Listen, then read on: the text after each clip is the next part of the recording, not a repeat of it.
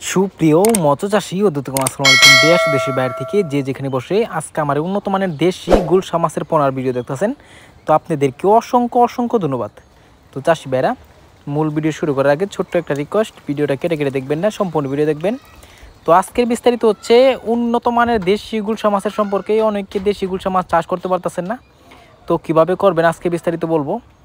তো এই যে মাছটা দেখতে পারতেছেন, এই মাছটা হচ্ছে আপনার 2000 থেকে 1500 লাইনের।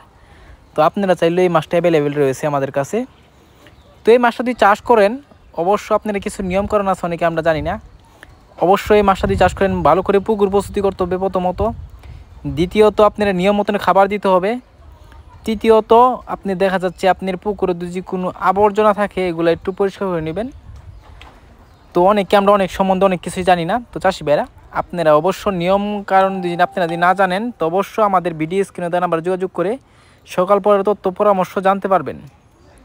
তো চাষি ভাইরা, এই যে মাছটা দেখতে পারতেছেন, এই মাছটা একটা মাছের কোনো ক্ষয়ক্ষতি হয় না, যত্ন সহকারে সারা বাংলাদেশে হোম ডেলিভারি করে থাকি। তো এই মাছটা যদি চাষ করেন অবশ্য 2 থেকে আড়াই মাস অর্থাৎ 3 মাসে আপনি বড় করতে পারবেন।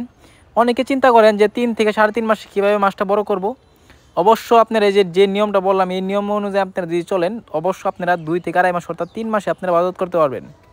তো চাষি ভাইরা, এই যে মাছটা দেখতে পারতেছেন, এই মাছটা চাষ যদি করেন তো অবশ্য আপনারা মিক্স চাষও করতে পারবেন, আপনারা চাইলেও একতভাবে করতে হবেন। এই মাছটা আপনারা যদি ছাড়েন তো অবশ্য কোনো নার্সিং করতে হবে না, সরাসরি পুকুরে দিয়ে দিতে পারবেন। তো চাষি ভাইরা, এই মাছটা দিয়ে ক্রয় করতে চান তাহলে আমাদের ভিডিও স্ক্রিনে নাম্বার যোগাযোগ করে সকল মাছের পোনাই ক্রয় করতে পারবেন। তো চাষি ভাইরা, আমার চ্যানেল দিয়ে নতুন দেখেন অবশ্য নিত্য নতুন ভিডিওতে চ্যানেলে সাবস্ক্রাইব দিবেন পরবর্তী ভিডিও দেখার জন্য।